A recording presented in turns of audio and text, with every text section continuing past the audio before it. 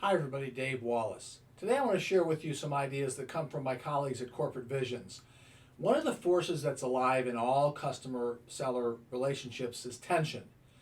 Now how you manage tension and how you deal with it is going to be critical to your long-term success. And there's a reason why this tension exists. So on one hand, there is the fact that both you and your client have a competitive relationship, right? There are some self-interest that both parties have. And that's normal. There are things that you're going to fight for, and there's things that your customer is going to fight for. The good news is through conversation and through thinking and some level of negotiation, most of those are going to go away. But there's still going to be some areas where they just don't overlap, where there's just going to always be that tension. There's going to be that competition. Now, on the flip side, you want to have great collaboration with your customer because you want to build a strong relationship.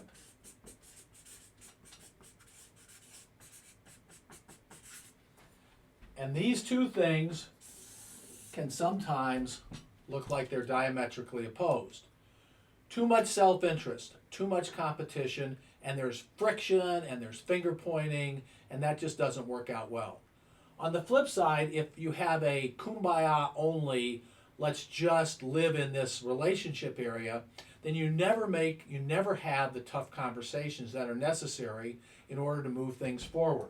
So you've got these two things going, and it's because of these two things right here, and this is where tension lives.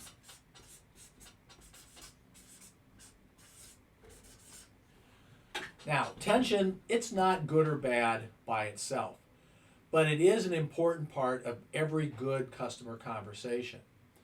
And the key is to figure out what's the optimal amount of tension to have. And if you think about it this way, if you have too much tension, then what's going to happen is you're going to break those senior relationships you have with your client, and they're just going to push you down, and you're going to be only dealing at the project level. You're never going to get out of that, and that's not going to lead to long-term success. On the flip side, if there's not enough tension, then you're never going to be looked at as a trusted advisor, and you're never going to rise out of the project level. So the key is, where is that optimal amount of tension? How do you figure out what that is, and what happens when you find it? And when you find that optimal amount of tension, when you have that right push-pull with your customer, that's when things get creative. That's when you start to have breakthroughs, when you start to come to agreement. Maybe it's on what metrics you're going to use to define success in the partnership. Or maybe it's an agreement on accountability that just wasn't there before. Or maybe it's how senior executives are going to communicate with each other, whatever it might be. So think about it this way: as a seller, it's not your job to make tension go away. That's not going to happen.